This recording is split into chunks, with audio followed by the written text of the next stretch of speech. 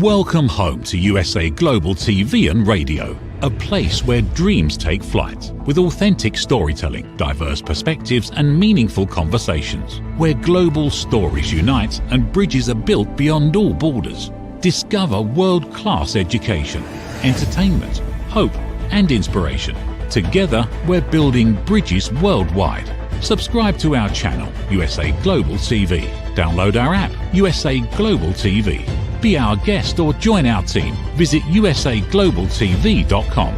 Thanks to our founder and executive producer, Dr. Jacqueline Kerbeck. Music score by Yeffy Tang from Cloud Road Music. Voiceover artist Mike Porter. Creative direction by Paul Garcia. USA Global TV and Radio, your home for global connection. All rights reserved. This video and its contents are the exclusive property of USA Global TV and Radio. Unauthorized use, duplication or redistribution in any form is strictly prohibited.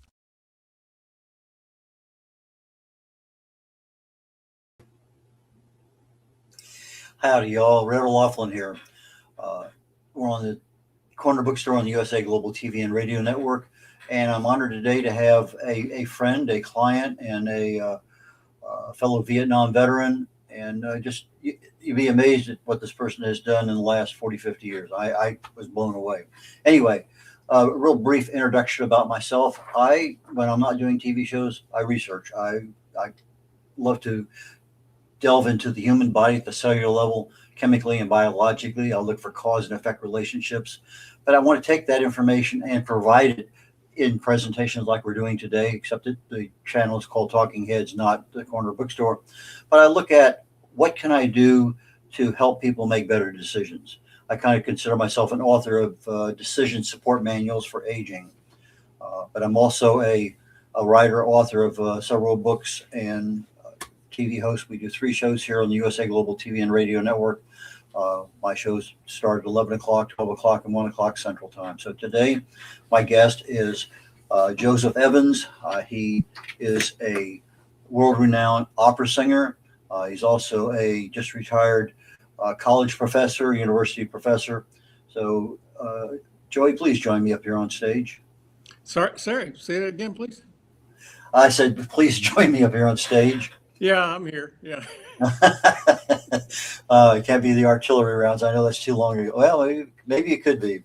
I know my hearing is going like crazy here in the last 10 years. Yeah. Well, you and I both, some of our early life in the military, you get hearing damage, shooting guns. It just for you. I was listening to your introduction of me, and I think it's appropriate. My best friend was in an opera with me once where he was in a firing squad and had to shoot me, and it was stage blanks, but they have that paper wad and wax at the end of the the shell. Yeah. And when he shot me, it blew out and hit me right in the middle of the chest and set my costume on fire. So when I'm supposed to be dying, I'm flapping around like a dead fish. The things that happen to you on stage are unbelievable. I want to say it was Miss Saigon. No, it was a French one. Anyway, they were firing a cannon. I was in New York at a play, and I'm sitting about the 3rd row middle, and they fired this cannon on stage, and I wasn't expecting anything, and all of a sudden this heat wave shot by me. Whoa! Yeah. So your PTSD kicks right in, doesn't it? Oh, it does. It really and truly does. Yeah. But I didn't know Joey 6 months ago. We kind of connected here recently, and he has a book we're going to be talking about here very shortly on the Corner Bookstore. But it turns out he was in Vietnam. I think a little before I was Army. I was in the Navy, so we kind of shared a little bit of history together there. And then he came out and got into the field of opera. So why don't we talk about that little transition from the military into the world of singing, and then we can go into your college professorship and then into your book, and then I think we'll have you pegged for who you are and what you can do. Okay. Well, as soon as I was released from active duty, I went into a summer stock theater and did musical theater, and then I went back to school, finished my master's, and was teaching in a high school when I went and auditioned for the Houston Grand Opera. and I got hired. Go figure. And a pretty famous lady back in those days named Beverly Sills was in the cast, and the conductor and stage director was Sarah Caldwell. And again, those days she was called the First Lady of American Opera. Well, she talked me into quitting my job and going up to Boston at that time to start my career. And my wife and I decided I should do just that. So we did. Took a huge risk, and it all worked out. It was not stratospheric. I always get amused when writers say something about the meteoric rise. Meteors fall, but anyway, it went pretty well for me. But and I did that for 20-something years, and that overlapped with my teaching career. Later on, when I got into my early 50s, I went into college teaching, but I still was performing all the time there.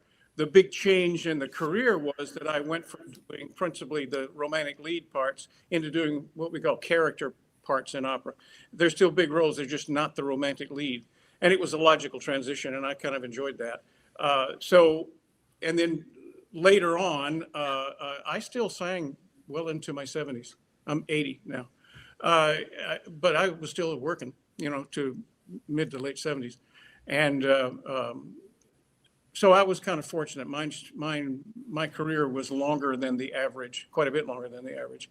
But it helps to be a little bit crazy and just keep going anyway.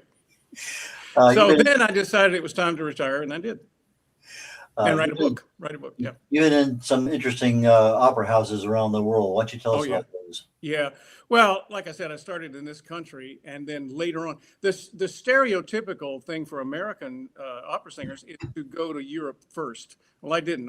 I established my career in the United States, all over the place, and in New York, and San Diego, and Palm Beach, and Houston, and Dallas, and all that, as one does. And later on, I went to Europe and auditioned over there and started working quite a bit in Europe.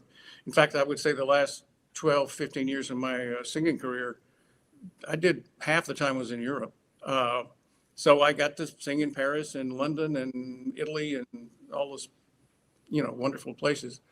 Some of the houses were, they're sort of keystones in your career. If I've sung at La Scala, then I've kind of made that rung of the ladder, and I was fortunate enough to do that. The interesting thing about that is if you've ever been to Italy, it's just kind of wild. They say that a child's first word is not mama, it's strike. So you're always always worried about whether the doors are going to open on time. But I was lucky and had a great time there.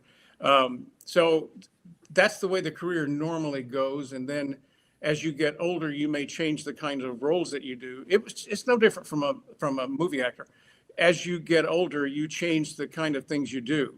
I just noticed that, George Clooney said he's not going to do the romantic leads anymore. And he's 62, I think, or 3. But it's the same way with a singer. If you can still sing, then you can still, perform, but you have to adjust to the realities of this or the character parts. So that's what I did, and it worked out pretty well.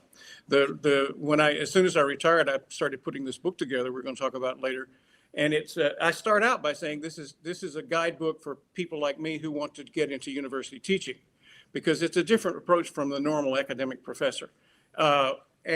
But I say that this is not intended as some kind of a tell-all. Well, now that I've done it, Red, you and I are going to get together later, because I think it's time for me to write a tell-all. One of the things we had recently, we had a guest on this show recently, I'm going to say 3 months ago, who was an opera singer, retired, but she wrote a book about World War II, and she had a particular focus that she had because she had been to some of the places, and her history intertwined with that, parents and grandparents. I asked her a question about, well, do you speak German or Italian or what? And then she told me, I was flabbergasted. So I asked you the same question when we were working on your book. Yeah. So do you speak Italian? Do you speak German, Russian, whatever? Yeah. I'm still fairly fluent in French. The German, I'm rusty. It's use it or lose it. Italian and German, I can get around town, but I wouldn't want to have a philosophical conversation with somebody. I'll tell you one little thing about working in Italy that it's common in Europe. We think of somebody's job as, that's your stepping stone to something else.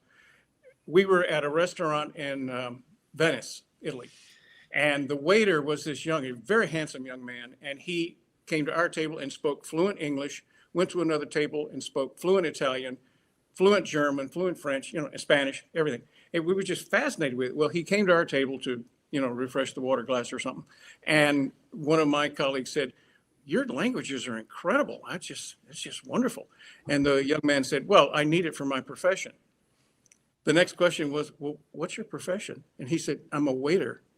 It's a different lifestyle, to them, that's their profession, and they are very proud of it and do it very well. And, I need languages for my profession as a waiter. We think of that as a temp job, but that's just part of their lifestyle that I appreciate it very much. They take whatever their job is, they took it seriously, and, and when they clock out, they go home. But so the languages, especially when you're working there, it will come to you. And I had language in college, but when you're working in a country then they speak that language in your rehearsals, you're going to pick it up pretty quick.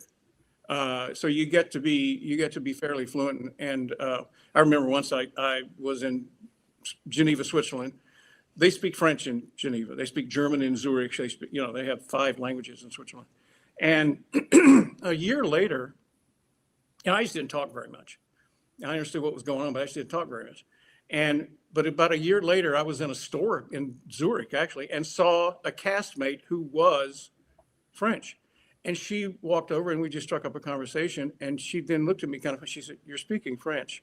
I didn't even think about it. So those things come to you. The college gets you kind of ready, but it's hearing the language spoken by natives that will give you a much better understanding of it. And the pronunciation is often different. In this, obviously I have a Southern accent, but in this country we have accents that spread all over the place. Well, European countries do too. And once you get a little more fluent in the language, you can start hearing their accents because you can figure out where they're from. It's kind of interesting. And if you go to Great Britain, oh my God, it's a different part of town is a different accent. So that's always kind of fun for me. Yeah. I was in Bahrain, and the concierge at the hotel we were at spoke 21 different languages. Wow. Yeah. Some people have a great ear for it. Yeah. But that's part of her job at that time was to handle that thing. But you mentioned Venice, and my wife and I had an interesting experience there. We went into a restaurant and we ordered a glass of wine. They brought it out. And then they came by a few minutes later and said, "Here's the menu. What would you like?" We said, "No, we just want a drink." Well, we physically got thrown out of that restaurant. Yeah. Well, when you're a visitor and I can't tell you this on the air, but I won't tell you the word I used. But we were in a rehearsal and I used a phrase which I thought was perfectly legitimate, and people giggled. And I said, "I've said something bad." I called the choreographer over. I said, "What did I say?" He said, No. That means." He told me what he meant. It's really bad. But my daughter, who is fluent in French, was there, and she said, "Dad, everybody knows that." I said, "Well, I don't know it. Tell me these things." I said something pretty awful, but unintentionally. It's just the choice of a word in a certain kind of sentence. It's the syntax, not unlike English. It's the syntax that makes that word either acceptable or not. And oh boy, I blew it. Everybody laughed at it, but it's like, okay. So why did you decide to write a book? Because I went through the process myself. The whole idea started several years ago when I was in an opera. I had just taken the job in Houston at the University of Houston. And it's such a kind of a culture shock almost when you're a performer and you apply for a teaching position.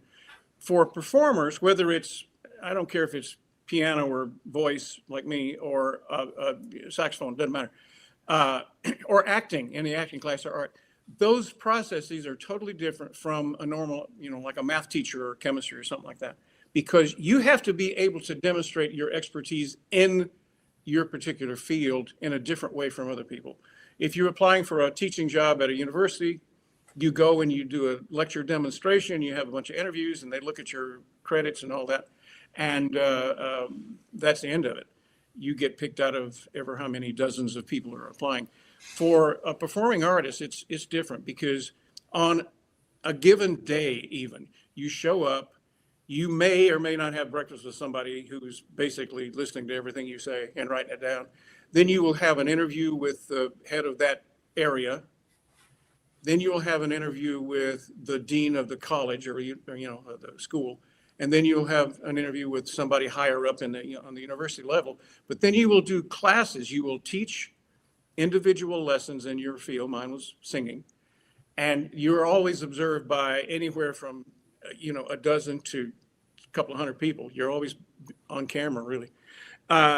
So then you will do a master class, which is like you work with 5 or 6 different students while everybody watches you. And then you'll have a Q&A with the students, and then you might have dinner or something later with everybody else. And what I always advocate is that just remember that everything is a test, and you have to be very careful about how you present yourself, and you want to be honest with everything. But I in the book, I tell a quick story about we were doing auditions, and this was a person who was auditioning for a doctoral program, and the prerequisite for her current job was that she finish her doctorate. So she had to do that. Well, anyway, she came to Houston to audition for us. It was pretty good. She was 50-something years old, but she could still do it. And I noticed on her resume, there were listings for certain performances in certain cities at a certain time. And I said, I noticed you've got some performances here. She said, yeah, I did that in, well, I'll tell you, she said Boston. I said, oh, okay. Well, those particular operas in those particular years, the soprano was Beverly Sills, not this person. And the tenor was, let me think. Oh yeah, me. Don't lie on your resume, just don't. Always be honest with these job applications. But anyway, so you've had this long day of interviews and performances, because you have to sing a recital too, or play a recital, depending on what your instrument is, or do scenes if you're an actor. So that day, or maybe 2 days, stretch over 2 days, you are very busy showing everybody not only what you can do, but what you can teach. And it's exhausting. I make mention in the book that this is some of the most stressful things you will ever face. People think stage fright is a big deal. Nah, not if you're doing it for a while. Know your stuff and put on the shoes and go do it. But this is really a test of your stress. Test of your stress level, performance level. So it's different in that way. Your credentials matter a great deal. And so your resume, you would say a curriculum vitae on, academically, but your resume, mine is probably, 20 pages long now. Now, not then, but you accumulate these things over time. All that is very important, but the key to it is how you communicate certain ideas. Because as a teacher to a performing artist, you're never using a textbook. It's all what you have to offer, and you have to demonstrate that. Now, for a singer, you even have to offer a lot of flexibility, because teaching a tenor like me, I always say I'm not a tenor, I'm a man with a high voice, but teaching a tenor is different from teaching a soprano, a female, you say soprano, alto, tenor, bass, countertenor, whatever. You have to be very specific for their individual needs. There's certain fundamentals are the same. The physical part of it is, your breathing apparatus and all that. Can be the same thing. But there are other factors that involve in a particular person standing in front of you. And you have to demonstrate that in a job interview, that you are flexible and can go from one to the other quickly. In fact, I previously mentioned a master class. Those things, you're going to deal with different voices and different body types and all that, and have to be able to immediately address the needs of those people. So it's quite a different approach. The reason I wrote the book was to address those needs for people who are like me, singing full-time or being an orchestra player full-time, whatever, and you want to get into university teaching. And the book then lays out everything that you will need, there it is, thank you. Lay out everything you need to prepare you for that. So it is a limited audience, obviously. You're talking about a few thousand people across the country, but it's a need that hadn't been served yet, so I did it. Joey, we're getting ready to go to a break here very shortly, commercial break, probably last about a minute or so. We'll come back. Okay. I know you're in the process of launching this book. We finished it just literally a month or so ago. It wasn't very long Yeah. ago. Yeah. And so we'll get into that part too. So let's go ahead and go to commercial break, and we'll come back and go into a little bit of your marketing aspect of it. Okay. Is it true? Is it kind? Is it necessary? In a world quick to judge, one book dares to reveal the hidden cost of silence. Discover holy but harmful, the silent sin of judgment, how hidden judgments destroy relationships and damage lives, by Dr. Jacqueline Kerbeck.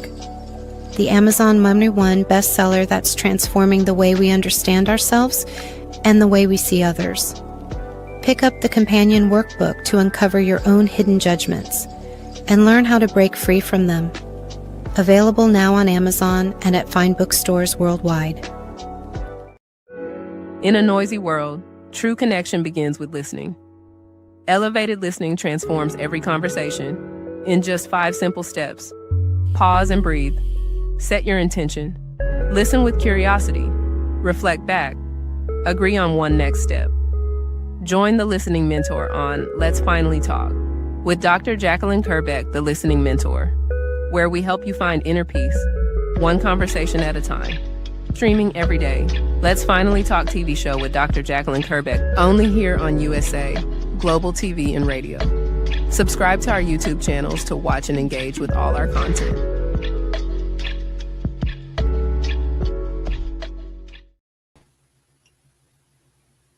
Randall Laughlin here. We're back on the Corner Bookstore on the USA Global TV and Radio Network.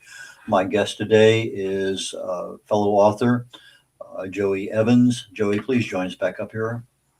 Hi.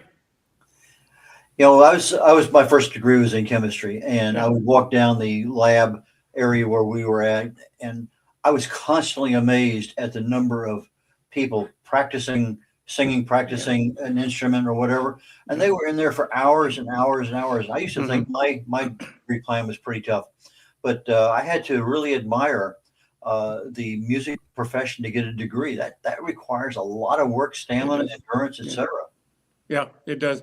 And the fact is you're doing the same, we call it core curriculum, all the basic courses that anybody has to take. You have to do that too. Even in conservatories, you know, you think of conservatories, you just have music courses, but no, you've got to take the other stuff too. Not as much as a state school or like a university, but even a conservatory is dedicated to that discipline, but they have to have a background in other stuff too. So, you know, an undergraduate in university is going to take all the math and science and history and, you know, everything that everybody has to do as core curriculum. And then you take the specialty courses too, which are quite drastic sometimes. The graduate programs are more specialized.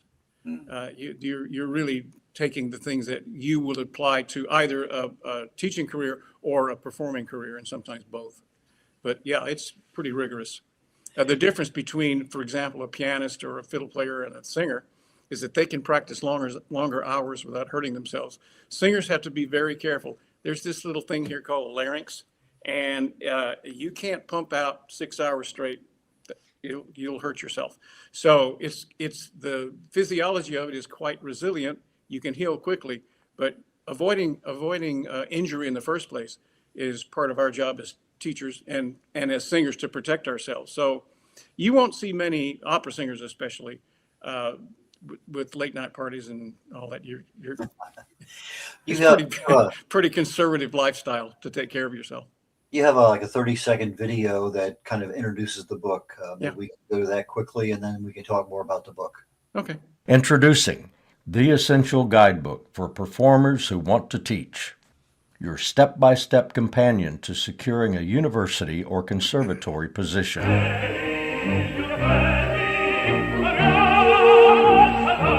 The author of this guide is the internationally acclaimed tenor Joseph Evans.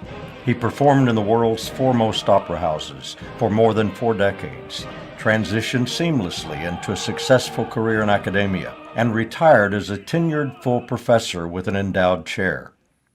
This candid roadmap provides guidance for navigating the complex process of finding positions, preparing applications, mastering auditions, interviews, and classroom strategies. Step confidently into your future and thrive as an artist teacher. A practical guidebook for performers transitioning into university teaching by Joseph Evans. Available now on Amazon. Well, that was very well done. I congratulate you on that one. Well, I've got a friend who's an international consultant, and he's one of his degrees is in media communications, and he knows how to do all that stuff. I don't know how to do it, but he put that together. Yeah. Well, sometimes I work with new authors in writing their book, and sometimes the book is already written, which is in your case.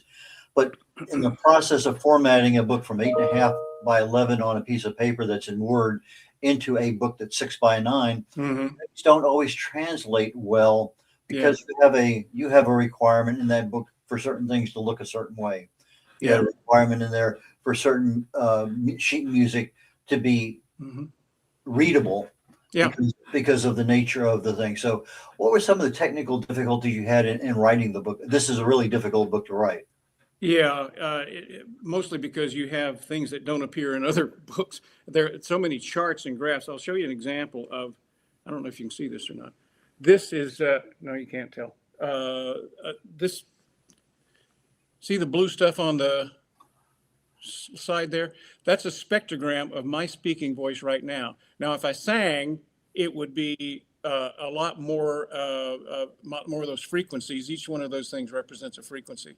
And we hadn't planned on doing that, so if it didn't work, I'm sorry. Anyway, those kinds of things in the book have to be done in a very clear, specific way, and then you have to be able to read it and understand what all those little wavy lines mean. There are charts and graphs in the book. We also included, over the years, I've been a team that published, I don't know, maybe 20, no, maybe not that many, 15 at least, articles in peer-reviewed journals that had to do with research into voice. We didn't intend for it to be this way, but over the years, everything we did had something to do with vocal health. In other words, protecting the instrument. You've heard of speech therapy. Well, it's the same kind of thing, but fundamentally what you want to do is prevent fatigue, which prevents injury in many cases. So that's in the book. But these graphs and charts, some of them are quite scientific. We reproduced the magazine articles, with permission, obviously, as appendices in this book. So you can see the original articles if you want to read that stuff. Otherwise, what I'm in the major parts of it, sometimes we'll have a little anatomical drawing, and that has to be, it's just difficult to get those things pasted in properly, and you help me with all that. So there are a lot of things that appear in this book that aren't, it's not just text. It's graphs and charts and tables that help you understand that part of it. About half of the book is, I break it up into how you find a job, because it's not a normal process. You're not gonna go to one of these job search sites online and find these things very easily. But there are very specific places where they do appear regularly, and it's easy to find them if you know what to look for. So I give them the links to it and the process to do all that. And then what you do on those days that you're going to be auditioning for them and are applying for the job, the paperwork that you're going to need. A singer's not going to know what a CV is. They'll look at you funny. But that whole process is in there, and I give examples so they can look at a pattern and look at the topics and all that and figure out how to do that. There's one little thing that many singers don't know about.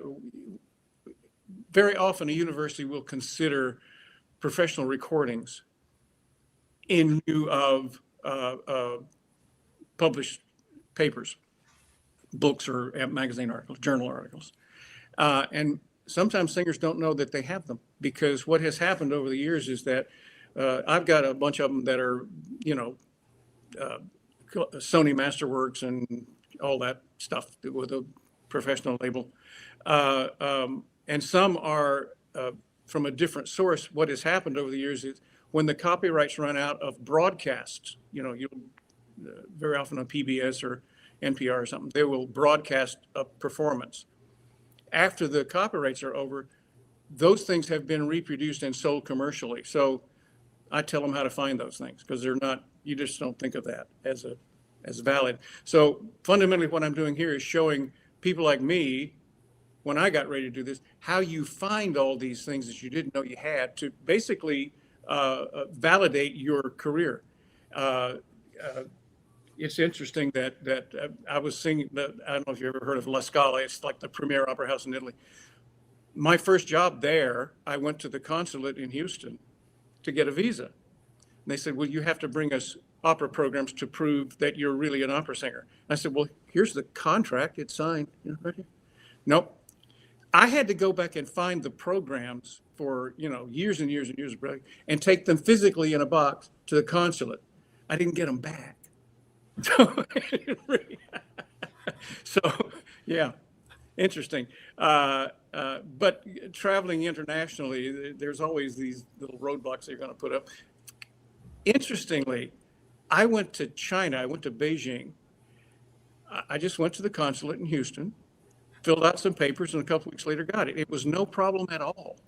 But other places you think would just be, here, you're the opera center of the world. Let me in.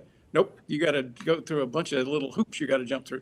Anyway, in the book, there's a great deal of that about here's what you do and how to do it. Now, I mentioned earlier that, a given singer is going to be in their voice. And, candidly, it's not too hard to teach somebody with a voice like your own. The difficulty gets in with somebody whose voice is different. Like, I'm a tenor, so teaching a soprano is different. And then how do you assign, when I say repertoire, I mean, what kind of songs and roles in opera do you assign to somebody like that? There are 40 pages in this thing of repertoire choices for levels of development, in other words, age and how many years of experience they've had, and literally just the names and composers and how you find all this music that you can then safely assign it. There are books and collections. For example, there's a series of books called the Tenor Beginning Book of Songs, and those are good. But still, when you're dealing with individuals, not everything in a collection is going to be applicable. Everything in my book has been performed successfully by students of that age. In fact, some of these things I just reproduced the recital program, and because one of my students or a colleague students actually did it successfully. So these are things that are practical. That it's kind of hard to find some of that stuff. I get into, there's one chapter entitled Stuff I Think You Need to Know.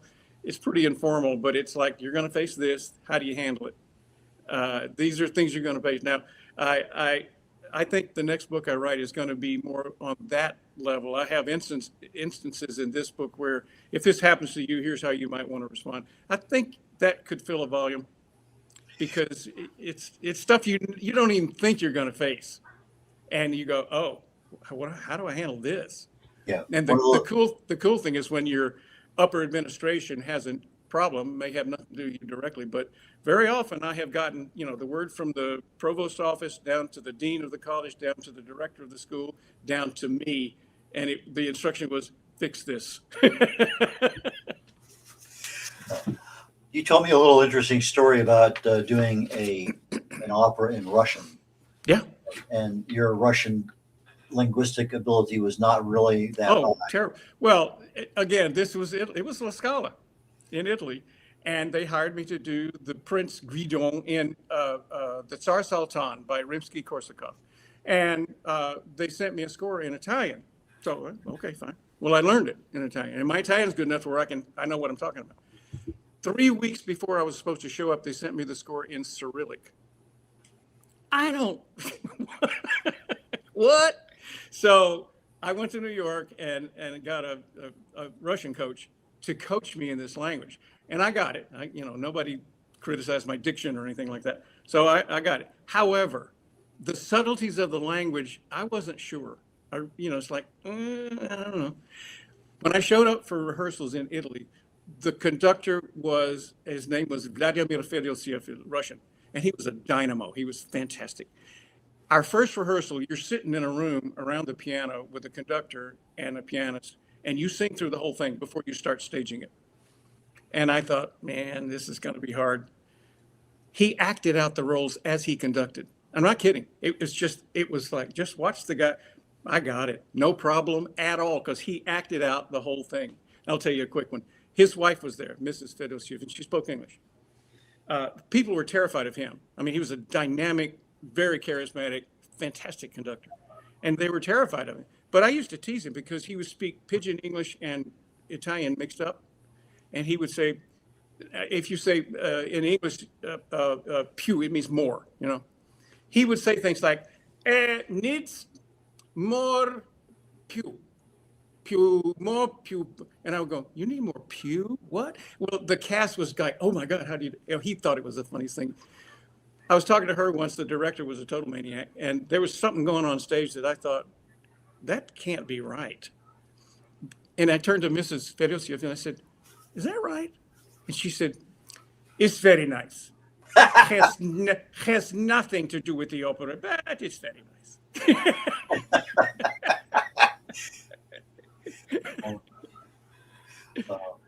So yeah, that was my experience in Russian. I've since done a couple other things, but yeah, that was my first experience. And for somebody like me that doesn't read Cyrillic, you got to go get help. So yeah, I used to read Cyrillics well back, long time ago, decades ago, because that was part of the job at the time. Not that I could speak it, but I could at least read it and write it down for what I needed to get done. But you get some countries over there and they'll have the street signs in Cyrillic and in Latin letters, and it's okay. That helps. But anyway, we're getting toward. Well, I'll tell you a quick one on that one. My soprano in that opera was Swedish, and fantastic singer. But her Russian was like impeccable. And I said, "Do you speak Russian?" She said, "No."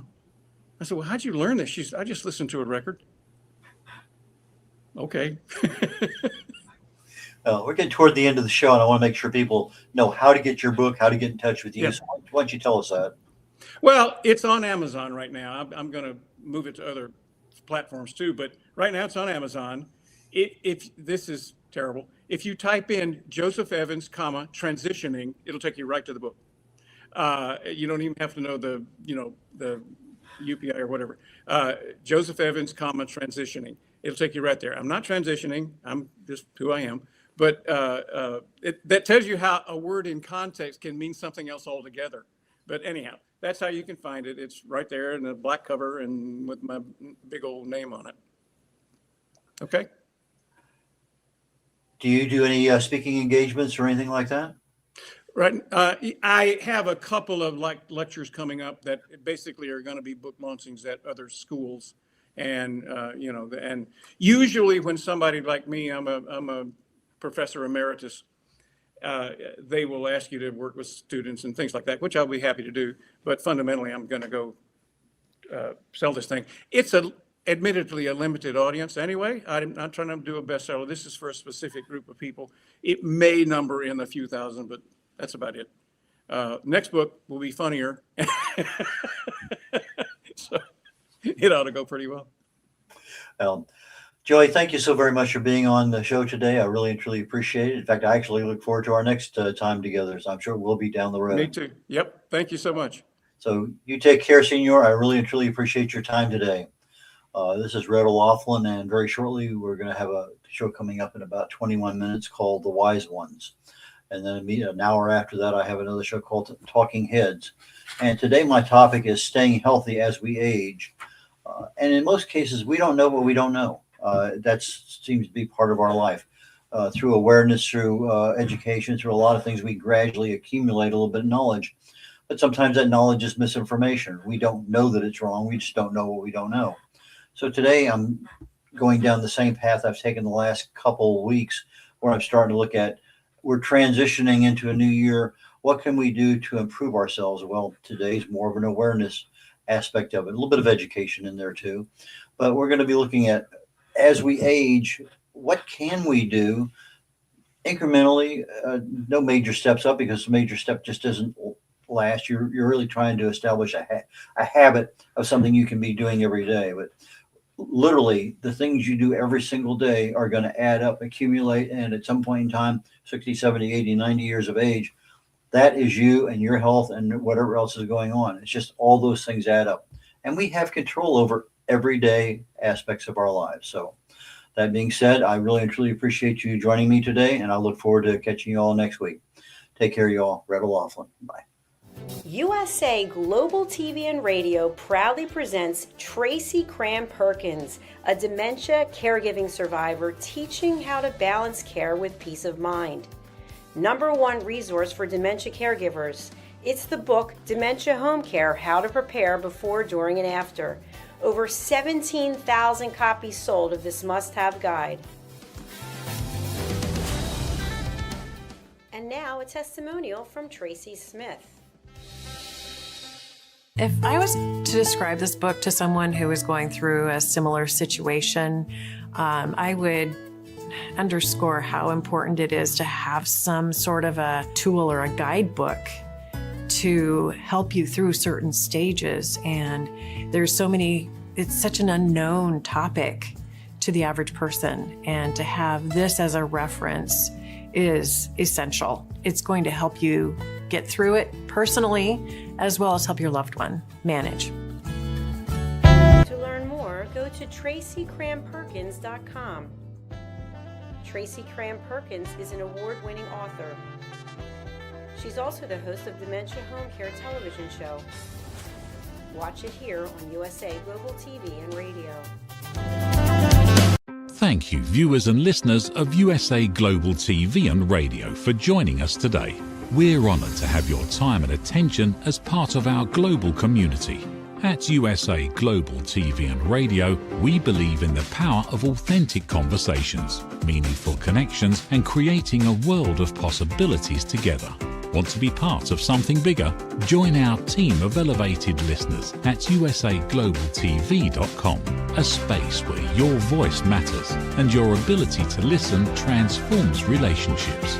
Stay connected with us across all our platforms for thought-provoking discussions, expert insights, and empowering stories. Subscribe to our channels at youtube.com/c/USA Global TV. Follow us on social media and explore the endless opportunities we're creating for growth, learning, and inspiration. Together, we're not just broadcasting, we're building bridges and changing lives one conversation at a time. For inquiries, contact us at info@usaglobaltv.com. Music by Johnny Dyes. Produced by Executive Producer and Director Dr. Jacqueline Kerbeck. Voiceover by Mike Porter. Creative Direction by Paul Garcia. All rights reserved. Copyright 2025. Visit usaglobaltv.com to view our full terms and conditions.